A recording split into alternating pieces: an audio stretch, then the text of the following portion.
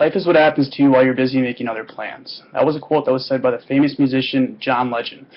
A quote that I take seriously and apply to my own life. Today I'd like to propose the idea to the class: don't live in yesterday or tomorrow. Take today for what it is and live in the moment and be mindful. Too often we tend to look to the future or think about the past.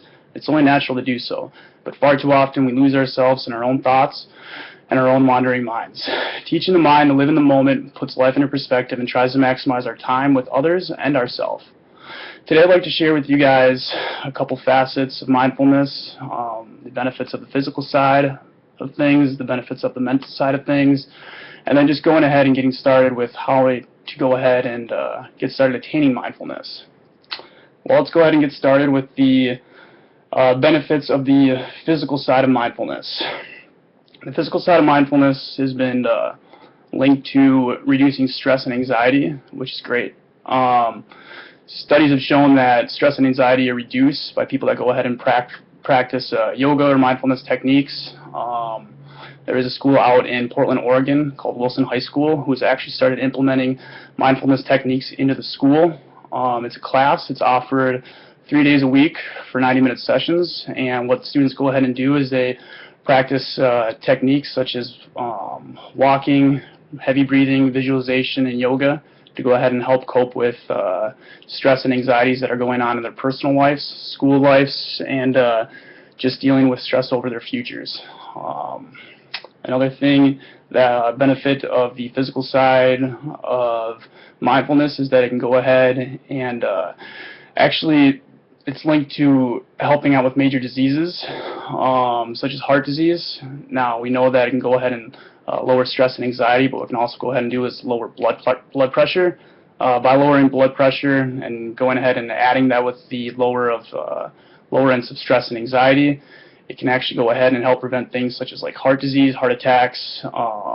Obviously, the combination of those things are great to prevent any kind of major disease or any kind of major health issue that we may run into in the future. But now that we've went ahead and taken a look at a couple of the physical attributes that mindfulness can go ahead and add to our lives, let's take a look at a couple helpful things mindfulness does for the mental side of things. Mindfulness has been linked to helping addiction. Obviously, being present with your own thoughts and more aware of your surroundings and what you're doing, and being present in the moment, not letting your past experiences or maybe your future get you down, definitely will help people that deal with addiction. There's all types of addiction centers across the United States, everything from faith-based centers, 12-step programs, to Zen programs. Mindfulness is kind of intertwined in every single one of them. The basic principle of mindfulness is intertwined in every single one of them, which is great, and it looks like it's becoming a more commonly used method as far as research has shown for treating addiction.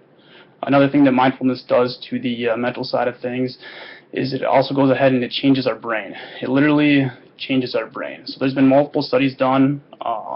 We go ahead and we can look at CAT scans from before and afters. Before people started doing mindfulness techniques, and after they started doing mindfulness techniques, these techniques are not extensive.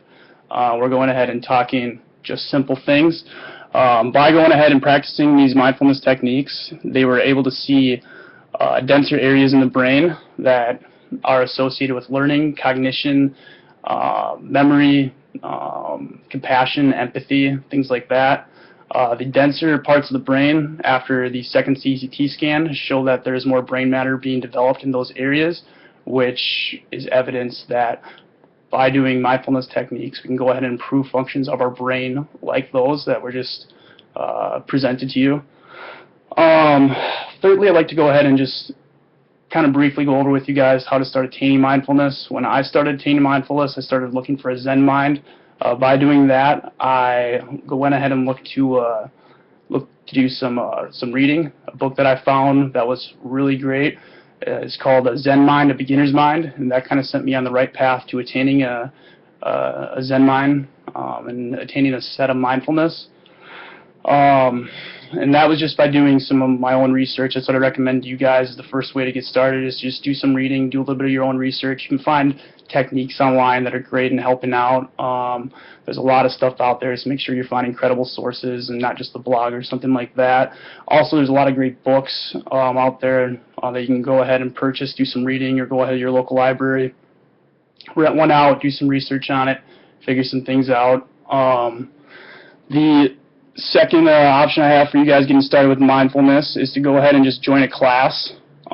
There's a lot of classes that are offered out there, either through gyms, through schools, also private studios. If you go online, again, you can do some of your own personal research to go ahead and see what classes you can get started. You can really find someone who knows what they're talking about, who's already been on the journey, that can help you attain a state of mindfulness. So again, I want to remind you guys, don't live in yesterday or today. Take today for what it is and live in the moment and be mindful. We went ahead and we covered the benefits of the mental side of mindfulness, just a couple of them, what they can go ahead and do for you and what they've been doing for others. The physical side of mindfulness, what they've been, what can do for others, what can do for yourself or others that you know. And I'd like to leave you guys with a quote.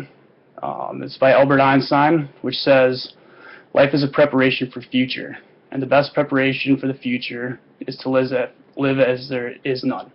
Live in today, live into now, take every moment for what it is, and be the best you that you can possibly be.